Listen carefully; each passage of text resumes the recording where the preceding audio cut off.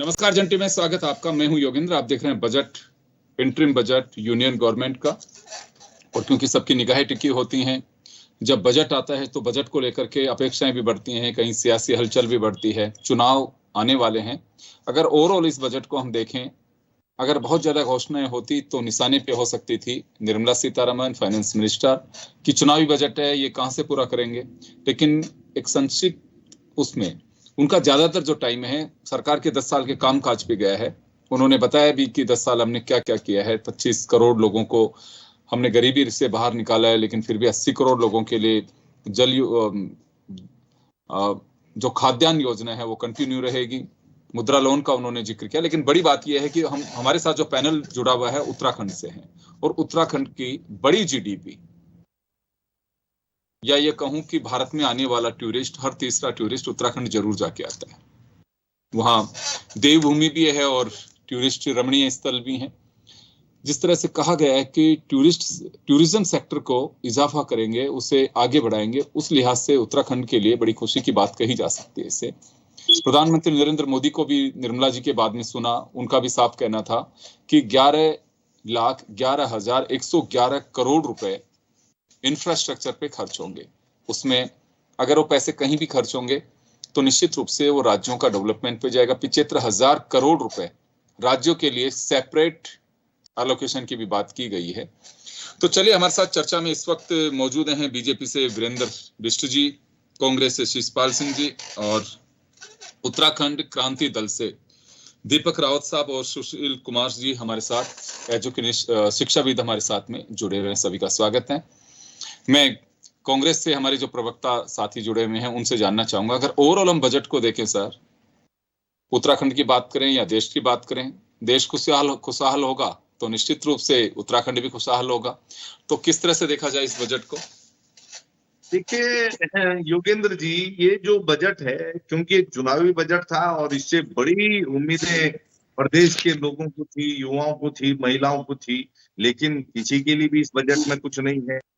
ये बजट पूरी तरह से दिशाहीन है, प्रगति विहीन है, और इसमें विकास का कोई रोड मैप नहीं है। ये विकास विरोधी बजट है और ये आम आदमी की उम्मीदों को किसी तरीके से भी पूरा नहीं करता। हम पर्वतीय क्षेत्र के लोग हैं, यहाँ के लोगों को बड़ी उम्मीदें थी कि हमारा जो यहाँ की बड़ी मांग है हमेशा ग्रीन बोनस की, हिल अलाउंस की, जो हम विशेष औद्योगिक पैकेज की मांग कर रहे हैं, इस बजट से हमारे बेरोजगारों के लिए रोजगार निकलेंगे।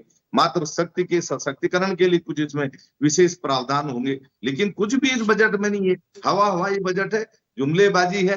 जो 10 साल की उपलब्धियां सरकार ने गिनाई है, जनता पहले से ही जो है आपकी जुमलेबाजी से निराश है, और आपने जो है बजट भाषण में भी लबो-लुआब जो है जुमलेबाजी ही कही है। तो धरातल पर जो है कुछ है नहीं, मतलब इससे राज्य को कुछ मिला ही नहीं। हमारे हाथ तो बिल्कुल खाली रहे। हम तो इस बजट में ठगे गए हैं, क्योंकि राज्य के बेरोजगार नौजवान बड़ी आस लगाई हुई थी। यहाँ की मातृशक्ति को बड़ी उम्मीदें थी कि साहब जो है बार बार मोदी जी और अमित शाह जी आ रहे हैं तो जरूर उनके पिटारे में उत्तराखंड के लिए कुछ विशेष होगा। क्योंकि हमारे यहाँ जो उद्योग धंधे कांग्रेस के दौर में सिडकुल, देहरादून, हरिद्वार, उधम सिंह नगर में लगे थे, एक श्रृंखला बची थी, वहां लगातार उद्योग धंधे बंद हो रहे हैं।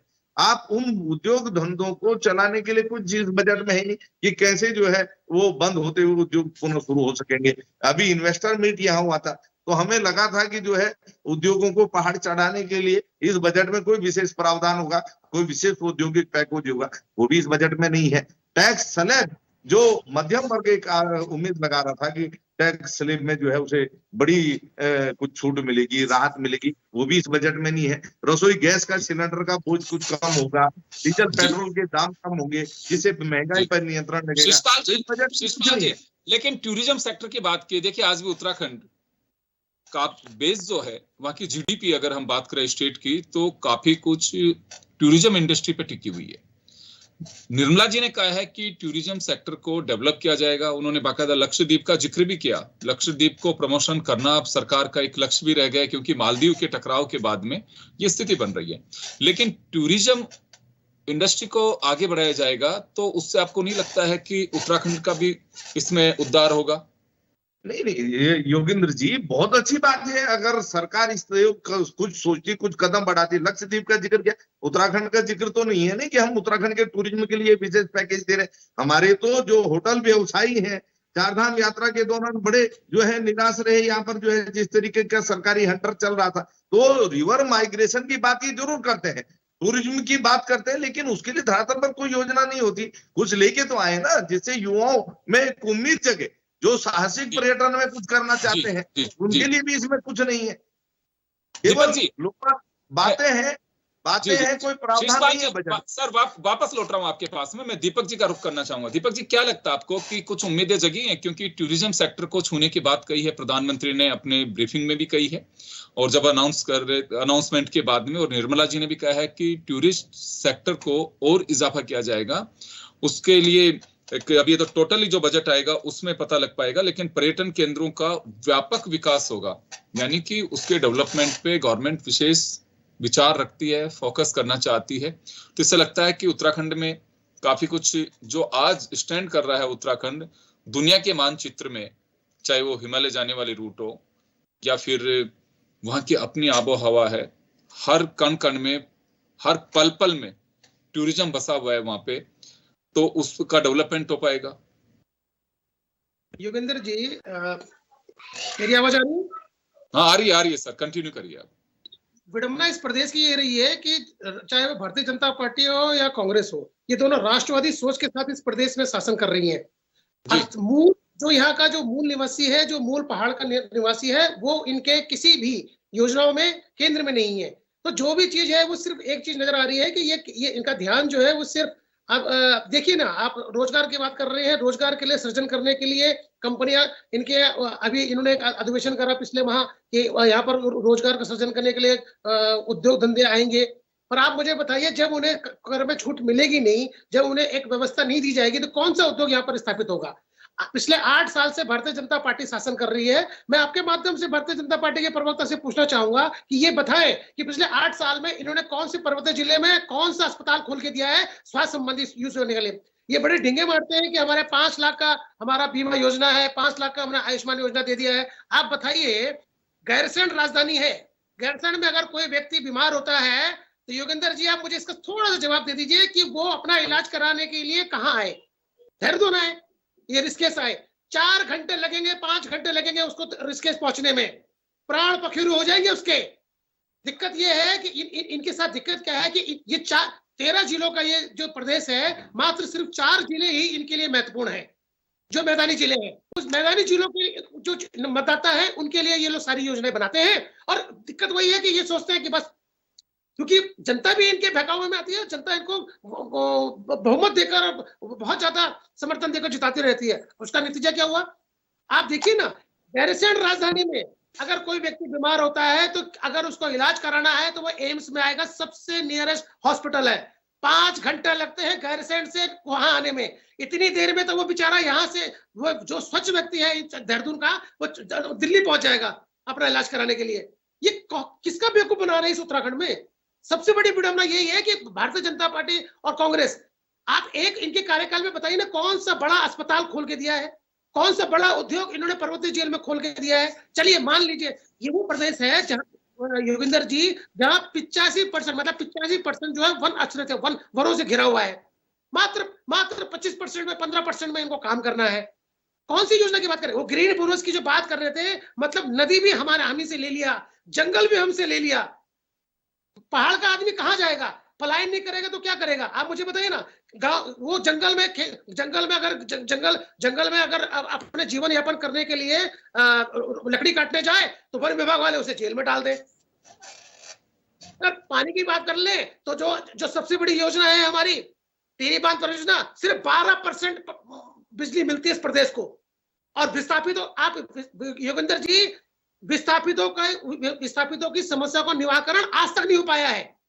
जहां टिहरी विस्थापितों को विस्थापितों के नाम पे, विकास के नाम पे भारतीय जनता पार्टी या कांग्रेस जब इनको यहाँ उठा, देहरादून जैसे क्षेत्र में बैठाया, चाहे हरिद्वार में बैठाया, तो आज इस विडंबना देखिए कि जिस जमीन में 40 साल से वो रह रहे हैं ये बोलकर कि ये जमीन हमें विस्थापित की गई है, आज उनको मालिकाना हक नहीं मिला हुआ है। ये किस मजाक कहाँ का कर रहे हैं मुझे बताइए ना। ये घोषणा की है भारतीय जनता पार्टी और कांग्रेस जिन्होंने शासन किया है इस प्रदेश में, कि आज अगर जिस विकास के नाम की बात भारतीय जनता पार्टी बोलती है, उनके प्रवक्ता बताए कि 1978 में यह योजना बनी थी, तीन परियोजना 2006 में इसकी पहली।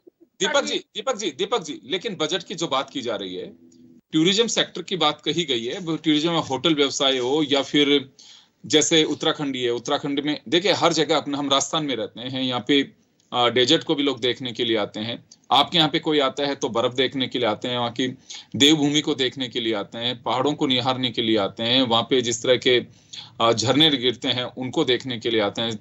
तो ये सब जो चीजें हैं, फॉल्स को देखने जो आते हैं, तो हर जगह का अपना एक डेवलपमेंट है। होटल आपने जो बात कही है कि इंफ्रास्ट्रक्चर, जब 11,11,111 करोड़ रुपए के इंफ्रास्ट्रक्चर की बात की, उसमें सड़कें भी बनेंगी, तो आपको लगता है कि उत्तराखंड को उसमें डबल इंजन की सरकार तो तभी तो साबित होगी, डबल इंजन की बात कर रहे हैं क्योंकि मोदी की गारंटी है। सुंदर जी, पिछले 8 साल से तो Bharatiya Janata party double engine बोल के तो चल रही है ना, शासन कर रही है ना 8 साल का। तो आप मुझे बताइए, ये इस प्रदेश की सबसे बड़ी विडंबना क्या है कि जितनी भी आधी से ज्यादा प्राकृतिक दैवीय आपदाएं उत्तराखंड में जरूर आती हैं।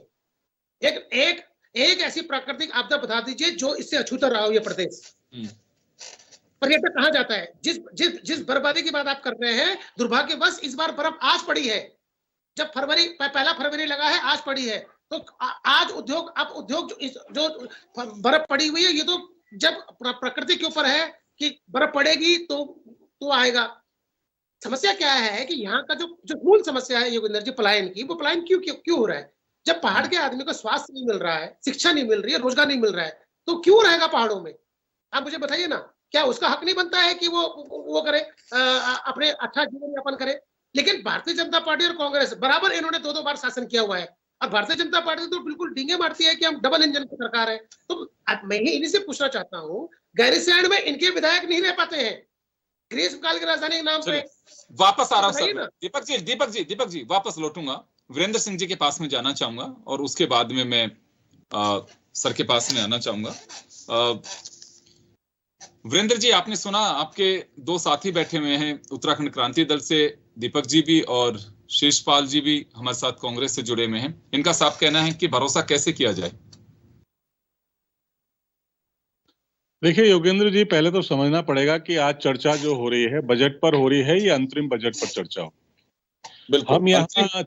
हम यहाँ चर्चा कर रहे हैं अंतरिम बजट जी। अंतरिम बजट का आशय यही होता है कि जो पंचवर्षीय योजना जो चल रही है, जो इस समय लोकसभा चल रही है, जो सरकार की ऑन गोइंग योजनाएं हैं, उन ऑन गोइंग योजनाओं पर जो सरकार ने बजट का जो प्राविधान किया है, उन योजनाओं पर कितना प्राविधान किया है और वो योजना कैसे चल रही है। जैसे आज हमारे वित्त मंत्री जी ने बताया कि हमने 5 वर्षों में 10 वर्षों में इन योजनाओं पर कितना खर्च किया है और हम क्या करने वाले हैं। 2024 जब जुलाई में बजट आएगा, हम उसमें क्या करेंगे, क्या हम नई चीजों को रखने वाले हैं। नंबर 1 बात। नंबर दूसरी बात, उत्तराखंड राज्य की जहां तक कांग्रेस पार्टी और उत्तराखंड क्रांति दल चिंता व्यक्त कर रही है, उत्तराखंड क्रांति दल को भी इस राज्य में 2 सरकारों में सुख भोगने का अवसर मिला, 2 सरकारों में इनका योगदान रहा। राज्य की 2 सरकारों में ये पार्टिसिपेट इस पार्टी ने किया। कांग्रेस पार्टी भी लगातार केंद्र में भी और राज्य सरकार में अपनी सरकारें चलाती रही है।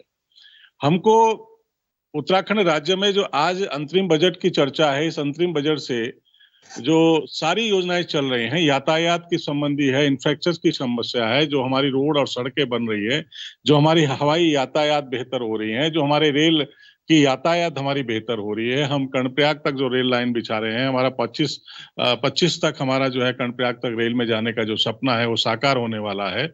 हमने सड़कों को चौड़ा किया है, नई रेल लाइन उत्तराखंड राज्य में बनी है और नए हवाई अड्डे हम बना रहे हैं, हवाई अड्डों का हम विस्तार कर रहे हैं। जहां तक प्रश्न है कि स्वास्थ्य में हमने क्या किया है, स्वास्थ्य में उत्तराखंड राज्य की जनता जानती है और केंद्र की सरकार ने जो स्वास्थ्य सेवाओं को बढ़ावा देने के लिए जो हमें मदद की है, राज्य को भी मदद करी है, आईआईटी के क्षेत्र में मदद करी है, हमारी जो टेक्निकल एजुकेशन है उसमें हमको इस बजट में जो सरकार ने प्राविधान दिया है, जो हमने नए एम्स खोले हैं, नए आईएमएस खोले हैं, उसके लिए सरकार ने आज बताया है कि हम ये कर रहे हैं। हमने इस बजट में जो अंतरिम बजट में ये बताने का काम किया है कि जो हमारे जो गरीब कल्याण है, जो हमारे गरीब लोग हैं, जो हमारे मध्यम वर्ग के परिवार हैं, उनकी आर्थिकी को हमने मजबूत करने का काम किया है, उनके आर्थिकी के स्तर को हमने बढ़ाने का काम किया है, उनको हमने सशक्त करने का काम किया है। ये इस बजट में बताया गया है कि हमने कितने करोड़ लोगों को जो है गरीब से मुक्त कराया है, कितने करोड़ लोगों को खाद्यान्न देने का काम किया है, कितने करोड़ लोगों को हमने जो है आयुष्मान योजना से जो है लाभान्वित करने का काम किया है। तो ये बातें समझने की, आयुष्मान योजना जो आज हम बता रहे हैं, जिस बात का जिक्र हमारे सहयोगी कर रहे हैं, उसका लाभ तो ये भी ले रहे हैं जो 5 लाख तक का हम जो है लोगों को इंश्योरेंस दे रहे हैं, जो फ्री ऑफ इंश्योरेंस लोगों को मिल रहा है 1 साल में। वीरेंद्र सिंह जी, आपके आयुष्मान भारत हेल्थ स्कीम है वो उन लोगों के लिए जो बेनिफिशरीज हैं आपके फूड सिक्योरिटी एक्ट के, हर आम आदमी के लिए नहीं आयुष्मान भारत योजना। नहीं, हम दे रहे हैं ना। नहीं योगेंद्र जी, हम उत्तराखंड में दे रहे हैं। उत्तराखंड में आप, उसका हो सकता है आपने विस्तार करके स्टेट पॉलिसी बना दी उसको। नहीं, हम उत्तराखंड में हर आदमी को, ये जो बैठे हुए हैं सारे लोग यहाँ पे, कोई ये नहीं कह सकता कि उनके परिवार के लोगों को आयुष्मान भारत का जो 5 लाख का जो इंश्योरेंस मिल रहा है, कर दिया आपने। हम हर परिवार को दे रहे, चाहे गरीब है चाहे अमीर है, हम उसको देने का काम कर रहे हैं। आज पर्यटन के क्षेत्र में जो केंद्र ने कहा है, जो आज मैडम जो है हमारी वित्त मंत्री ने कहा है कि हम ब्याज मुक्त ऋण जो है हम प्रदेशों को देंगे। सभी प्रदेशों का उन्होंने जिक्र किया है कि जो प्रदेश पर्यटन के क्षेत्र में बढ़ रहे हैं, आगे काम कर रहे हैं, उनको हम ब्याज मुक्त जो है ऋण देने का काम करेंगे। तो ये प्रशंसा की बात है। उत्तराखंड राज्य पर्यटन के क्षेत्र में, तीर्थाटन के क्षेत्र में, योग के क्षेत्र में आगे बढ़ रहा है, तो उसका लाभ हमको मिलेगा। आज सरकार की मैं वापस आ रहा हूँ दीपक जी और वीरेंद्र जी, लौटूंगा आपके पास में, सुशील जी के पास में जाना चाहूंगा। सर, क्या लगता है आपको, हालांकि अभी वीरेंद्र जी ने सवाल उठाया कि तो अंतरिम बजट है, क्योंकि बजट पे चर्चा तब होती है जब अनाउंसमेंट्स होते हैं। अंतरिम बजट के लिए होना तो यही चाहिए, लेकिन अब एक हमारे यहाँ परंपरा सी बन गई है कि अंतरिम बजट पेश किया जाता है, उसमें कुछ अनाउंसमेंट भी हो जाते हैं, सामने इलेक्शन होता है, और जब कुछ अनाउंसमेंट होती है तो सियासी पारा भी चढ़ता है, चर्चाएं भी होती हैं। तो इस इंटरिम बजट की, चलिए हम वही फोकस कर लेते हैं, पूर्ण बजट नहीं है, लेकिन किस तरह से देखा जाए इसमें, क्योंकि 11,11,111 करोड़ के इंफ्रास्ट्रक्चर की बात की है।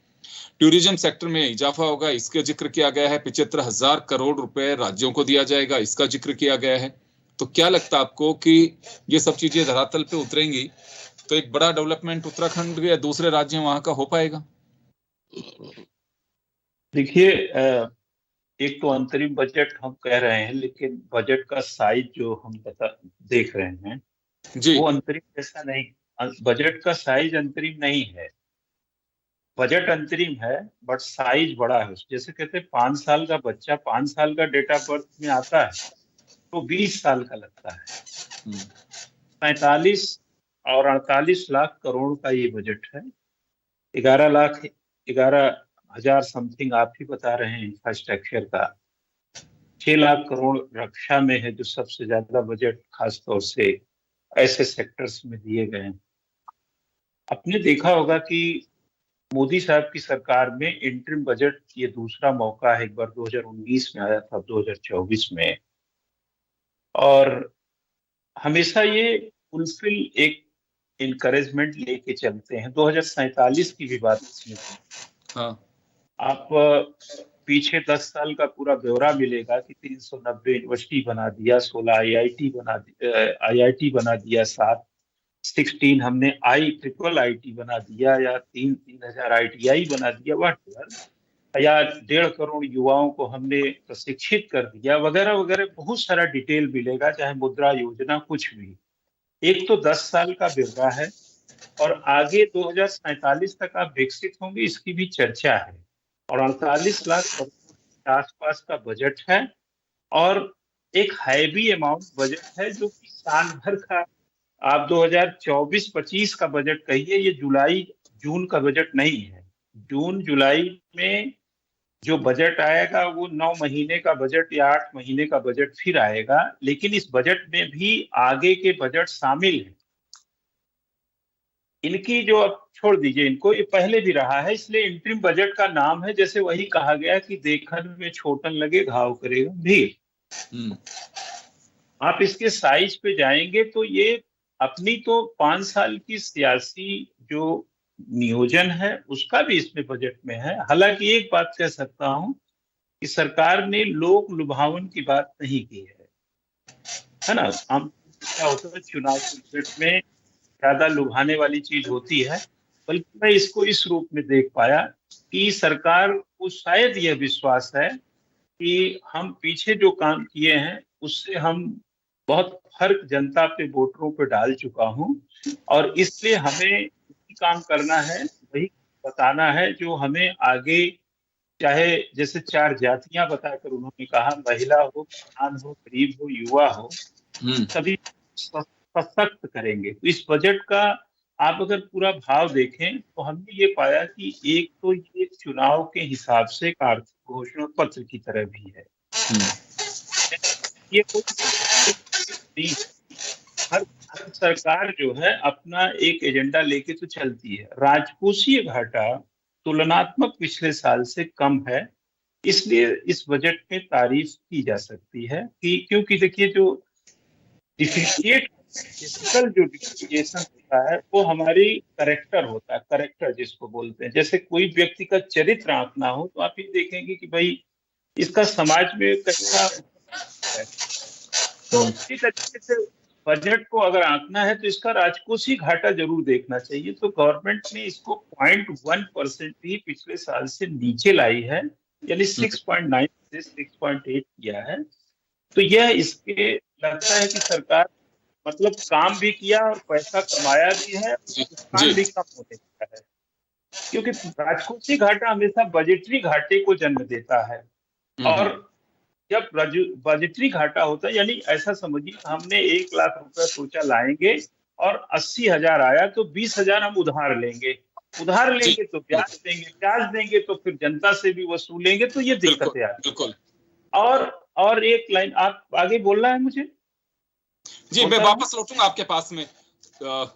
9 करोड़ महिलाओं को 83 लाख सेल्फ हेल्प ग्रुप से जोड़ा जाएगा, जिसका मुझे लग रहा है कि उत्तराखंड में भी काम चल रहा है। लखपति दीदी योजना आपके यहाँ पे भी चल रही है, उसमें 3 करोड़ महिलाओं को और जोड़ा जाएगा। 3 करोड़ होंगी, 2 करोड़ हैं, 1 करोड़ महिलाओं को और उसमें जोड़ा जाएगा। तो ये आपको लगता है शीशपाल जी, ये तमाम जो चीजें इनका बेनिफिट वहां भी मिलेगा, क्योंकि आप लोगों की तो ऑलरेडी ये स्कीम भी चल रही है। नहीं योगेंद्र जी, देखिए कागजों में खूब चल रही है ना, धरातल पर नहीं उतर रही है। हमारे यहाँ तो जो मैंने पहले भी कहा कि हमारी बेटियों को पढ़ाने और बढ़ाने के लिए एक योजना थी, नंदा गौरा योजना, जिसके तहत जो है बेटियों को पढ़ाने के लिए 50,000 रुपए की आर्थिक सहायता मिलती थी। जो है राज्य में जब पिछला बजट पेश हुआ तो उसमें जो है उसका बजट आधा कर दिया गया। और अगर आप उसके जो देखेंगे, जो डॉक्यूमेंटेशन जो मांगे जा रहे हैं वो कोई भी बेटी जो है पूरा नहीं कर पा रही है। जो है इतना हार्ड उसको बना दिया उसके प्रोसेस को कि जो है बेटियां जो है उसको लाभ लेने से जो है अब पीछे हट रही कि हम इसका लेके क्या करेंगे इतने डॉक्यूमेंट्स। तो ये सरकार की योजनाएं हैं ये, क्योंकि अब ये चुनाव में है तो घोषणाएं खूब करेंगे, लेकिन धरातल पर जब लाभ की बात आएगी तो आपको जो है उंगलियों पे गिनने लाभार्थी मिलेंगे। अभी भाजपा के प्रवक्ता कह रहे थे मेरे बड़े भाई कि साहब यहाँ पर जो है आयुष्मान योजना का बहुत बड़ा लाभ हो रहा है। मैं कल ही बड़े भाई के घर पर लगभग 100 लोगों को लेके आ जाता हूँ जो आयुष्मान को लेके घूम रहे हैं, लेकिन उसका लाभ उन्हें नहीं मिल रहा। अरे ये सफेद हाथी बनकर रह गया है यहाँ पर, सरकारी धन से बर्बाद हो चुका है, लाभार्थी को लाभ नहीं मिल रहा। तो बजट राज्य सरकार ने आज तक पेश किया उसका 15% आज तक जारी नहीं कर पाए। अभी मैं तमाम जिलों में था और यही हाल है। ये जो बजट कराते ये कह रहे साहब हमने गरीबी रेखा से निकाल दिया जो है इतने लोगों को। अरे 80 लाख लोगों को, करोड़ लोगों को आप ही कह रहे हैं कि हम जो है अनाज दे रहे हैं। तो क्यों दे रहे हैं?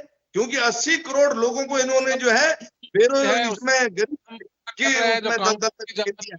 सरकार कांग्रेस देश में लोगों को लूटने का काम किया, आज जो तक सीमित है वो धरातल पर योगेंद्र जी इनसे पूछिए आप। और आप कह रहे कि इंफ्रास्ट्रक्चर डेवलपमेंट के लिए इतना पैसा है उत्तराखंड में, आप पूछिए ना चमोली में कोई एम्स बना, पिथौरागढ़ में कोई एम्स बना, उत्तरकाशी में कोई एम्स बना, जो सुदूरवर्ती जो है जनपद हमारे लगातार स्वास्थ्य सेवाओं के अभाव में लोगों शिषपाल जी मैं रोकना चाहूंगा एक बार, मैं दीपक जी आपके पास में आना चाहूंगा, समय थोड़ा कम है। दीपक जी के पास, दीपक जी आपके पास में आना चाहूंगा मैं। शिषपाल जी सवाल खड़ा कर रहे हैं, लखपति दीदी आपके यहाँ चल रही है, आयुष्मान आपके यहाँ पे चल रहा है, तो इसमें जो इजाफा किया जा रहा है, और अभी वीरेंद्र सिंह जी कह रहे थे कि आयुष्मान भारत केंद्र की जो योजना है उसमें राज्य में भी हमने उसका दायरा बढ़ाया है, उससे हर व्यक्ति को उसका बेनिफिट मिल रहा है। योगेंद्र जी समस्या क्या है कि मैं क्या बोल रहा हूँ, आयुष्मान कार्ड लेके गैरसैंण का व्यक्ति कहाँ आएगा अपना इलाज कराने, आप मुझे बताइए ना। एम्स में आएगा क्या? गैरसैंण से लेकर और ऋषिकेश एम्स तक हॉस्पिटल को बड़ा नहीं है, अपडेट किया है, हर डिस्ट्रिक्ट हॉस्पिटल्स को अपडेट किया गया है, डॉक्टर्स वहां पर हैं, कर्णप्रयाग में डॉक्टर्स हैं, मेलचौरी में डॉक्टर्स हैं, गैरसैंण में डॉक्टर्स हैं। क्यों आप उत्तराखंड की छवि को धूमिल करना चाह रहे हो? इसीलिए तो उत्तराखंड क्रांति दल सत्ता में नहीं आ पा रही, इसीलिए आपका एक भी विधायक चुन के नहीं आ रहा है। जब आप इस तरीके से राज्य की छवि को खराब करोगे और एक तरफा कहोगे कि कुछ नहीं हो रहा है, तो ये नुकसान आपको ही होने वाला है। दो सरकारों की भागीदारी करिए आप, को उन्होंने रोजगार दे रखा है। आप देखिए कि ये रोजगार की बात करते हैं, पर इन्होंने इस पूरे प्रदेश को, इस उत्तराखंड को सिर्फ दो शब्दों में बांट रखा है, स्थायी और अस्थायी। राजधानी आज तक स्थायी और अस्थायी, गैरसैंण स्थायी अस्थायी, यहाँ तक कि पलायन भी, योगेंद्र जी भारतीय जनता पार्टी के प्रवक्ता अब हर जगह बोलते हैं पलायन भी स्थायी और अस्थायी है। तो मैं पूछना चाहता हूं कि जो ये रोजगार के आंकड़े प्रस्तुत करते हैं, कितने स्थायी लोग बेरोजगारों को उन्होंने रोजगार दिया और कितने अस्थायी रोजगार उसमें थे? क्योंकि कोरोना, आज मैं आपकी जानकारी आपके चैनल के माध्यम से पूरे सबको मैं जानकारी देना चाहता हूं कि कोरोना काल में जिन वर्करों का इस्तेमाल किया गया, कोरोना काल में जिन नौजवानों की सेवाएं ली गई, पिछले 6 महीने से वो हड़ताल पे बैठे हुए हैं, वो धरना प्रदर्शन कर रहे हैं वर्तमान सरकार के में कि जो हमारी सेवाएं ली गई अब हमें बाहर निकाल दिया गया। तो क्या जी जनता ना इस चीज को कि वो अभी मैं जवाब दे, वीरेंद्र जी 30 सेकंड में, समय कम है, आपके दो साथी आरोप लगा रहे हैं आप पे। देखिए, भारतीय जनता पार्टी की सरकार अपने मुख्यमंत्री पुष्कर सिंह धामी जी के नेतृत्व में राज्य की जनता की जन आकांक्षाओं के अनुरूप काम कर रही है। हमारे यहाँ सड़क हो, बिजली हो, पानी हो, लोगों को बराबर मिल रहा है, बेहतर सड़कें बनी, बेहतर सरकारी हॉस्पिटलों में हर तरीके की सुविधाएं उपलब्ध है, डॉक्टर उपलब्ध है, राज्य के नौजवानों को रोजगार मिल रहा है। हमने भ्रष्टाचार को खत्म करने का काम किया है। राज्य में हमारे मुख्यमंत्री पुष्कर सिंह धामी जी ने मजबूत कानून बनाने का निर्णय लिया है। उस कानून से जो है लोगों में दहशत है। विपक्ष के नेता भ्रष्टाचार को रोकने में असफल थे, हमने भ्रष्टाचार को रोकने का काम किया है और इस तरीके से राज्य का सर्वांगीण विकास हो रहा है। इसलिए कांग्रेस राजनीतिक चश्मे से देख रही है, इसको देखने दीजिए। इसीलिए जनता कांग्रेस और इनको जो है माफ नहीं करती है, ना ही इनको मौका दे रही है। अगर ये सच्चाई सुशील जी आपके पास में आना चाहूंगा मैं। सोलर की बात कही जा रही है, 1 करोड़ घरों में 300 यूनिट फ्री दी जाएगी, और भी कई ऐसी हैं। लखपति दीदी की बात कही गई है, खाद्य सुरक्षा को लेकर के भी जिक्र किया है, इंफ्रास्ट्रक्चर को लेकर के जिक्र किया गया है, टूरिज्म का, स्पोर्ट्स को जो है और विकसित किया जाएगा। मैं बहुत शॉर्ट में चाहूंगा कि समय की जरूरत के साथ ये कहा जा सकता है कि अनाउंसमेंट्स को अब समय पे उतारा भी जाना चाहिए धरातल पे। नहीं, ये तो हमेशा से हर सरकार के सामने रहता है कि कहते कुछ है, होता कुछ है, लेकिन होता ही नहीं है, ये भी सही नहीं है। अगर 80 करोड़ लोगों को अनाज दे रहे हैं, कह रहे हैं, तो कम ज्यादा दे ही रहे होंगे। 50% इन्होंने कहा कि हम किसान सम्मान निधि को बढ़ाएंगे। इन्होंने 86,000 करोड़ मनरेगा को देने की बात कही, जो तुलनात्मक बहुत अच्छा कदम है। हालांकि ये कांग्रेस की योजना है 2006 की, लेकिन मनरेगा विकास का एक सारा रोजगार अवसर है। तो सरकार अच्छी तरह जानती है कि युवाओं को स्टार्टअप के लिए क्या करना है। महिलाओं के दीदी जो योजना आपने बताया, इनमें लखपति बनाने की 3 करोड़ महिलाओं को चुना जाना, या उनको आगे लाएंगे, या हम ईज ऑफ जो डूइंग बिजनेस है, हम कहते हैं ईज ऑफ डूइंग बिजनेस नहीं, ईज ऑफ लिविंग पे काम कीजिए कि सब लोग कंफर्ट जोन में हो, उससे बड़ा बेनिफिट मिल सकता है। हाँ, और जो जी मैं माफी चाहूंगा सर समय हो चुका है, मैं रोकना चाहूंगा तमाम पैनलिस्ट को। चलिए, हमारा पैनल हमारे साथ में देहरादून से जुड़ा हुआ था और वहां पे जो स्थितियां उसको लेकर के चर्चा की है। आप सभी का बहुत बहुत शुक्रिया और हमारी विशेष पेशकश बजट 2023-24 का जो इंटरिम बजट है उसको लेकर इतना ही। दीजिए इजाजत, नमस्कार।